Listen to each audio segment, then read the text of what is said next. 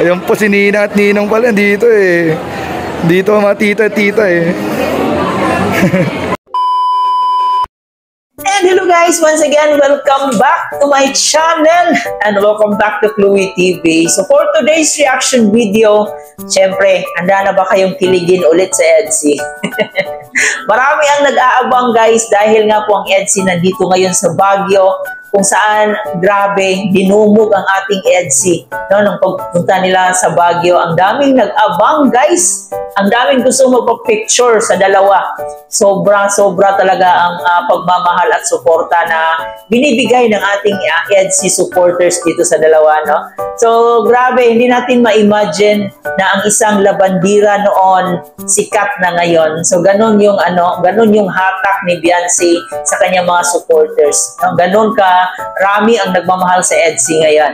Kaya naman ngayon ay syempre bibigyan natin ng reaction ang upload ni Kuya Jens, kung saan nga po nagiging isang CCTV camera itong si Kuya Jens sa EDSI. So dito nga po na andito sila sa isang mall sa Baguio City, kung saan patago nga po si Kuya Jens na nagbibideo sa ating EDSI. So panoorin natin yan mamaya guys. Pero syempre bago tayo magpatuloy, baka bago pa lang kayo dito sa ating munting channel, huwag kalimutan mag-subscribe at pakisama ang notification bell para every time mag-a-upload po tayo ng panibagong reaction video, updated po kayo. At higit sa lahat, palagi nating inuulit talaga to kasi ito yung nararapat, ang pagsuporta sa ating ama ng Kalingap na si Kuya Val Santos Matubang, si Ate Edna Vlog, si Kalingap Rab at syempre si Jack Matubang. Suportahanin po natin ang ating mga keyboys, Kalingap partners, at ang lahat ng charity vloggers sa Pilipinas. No, kasi napaka-bihira lang po ang mga taong may ganitong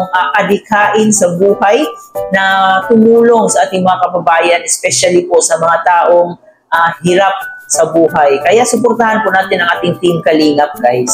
Kaya naman ngayon, siyempre huwag natin patagalin pa kasi alam kong marami ang nag-aabang dito at maraming kinilig, especially sa mga EDSI supporters. Panoorin muna natin to. CCTV po tayo ngayon mga Kalingap, magkasama po ang EDSI, mga Kalingap.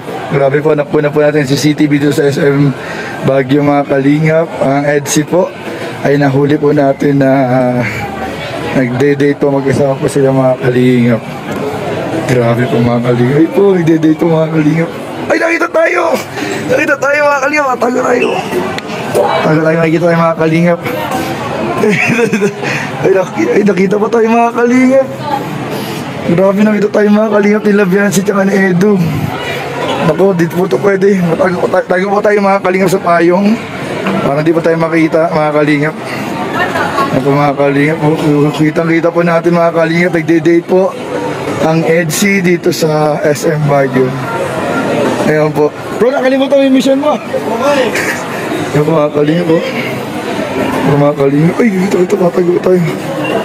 Nakikita po tayo mga Kalingap. Kitang-kita po mga Kalingap dito. No?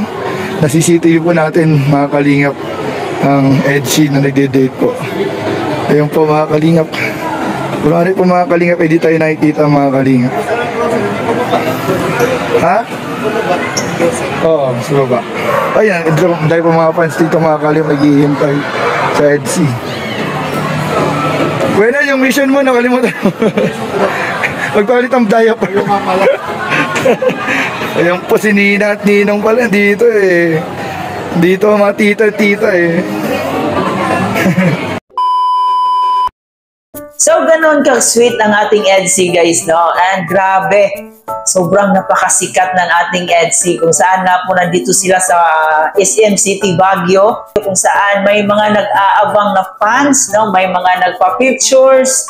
And dito talagang nakakaaliw si Kuya Jens kasi nga po para siyang hidden human CCTV camera ang dating ni Kuya Jens, no?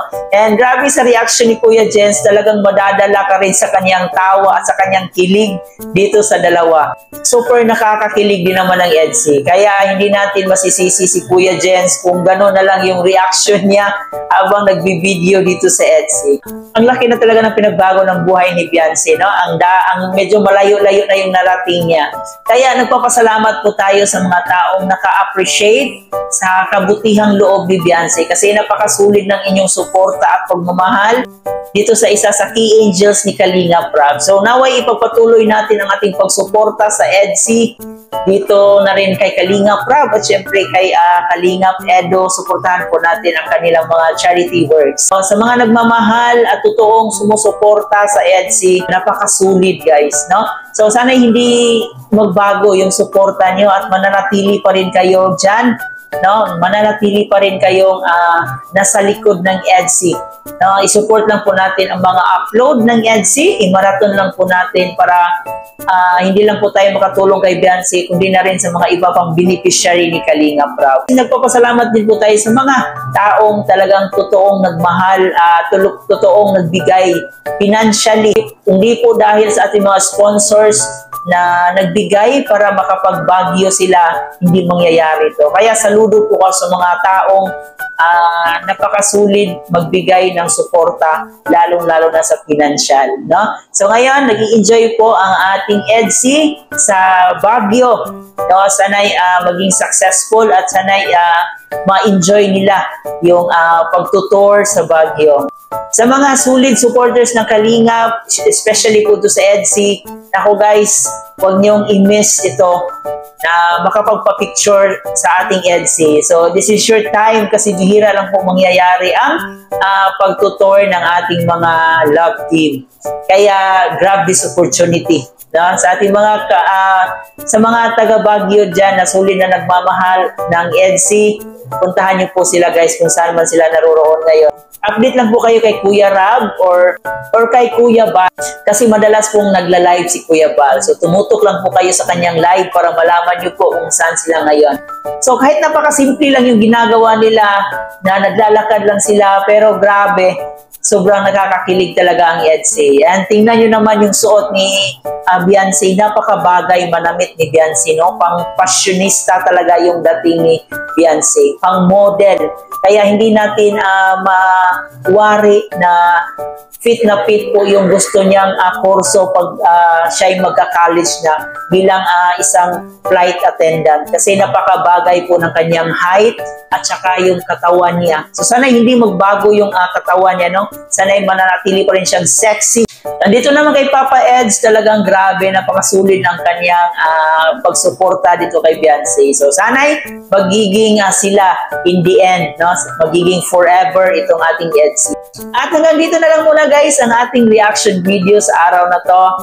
Huwag kalimutan mag-like and share and of course mag-subscribe na rin po kayo dito sa ating channel. Muli po, ito nga po pala si Chloe TV. Marami pong salamat.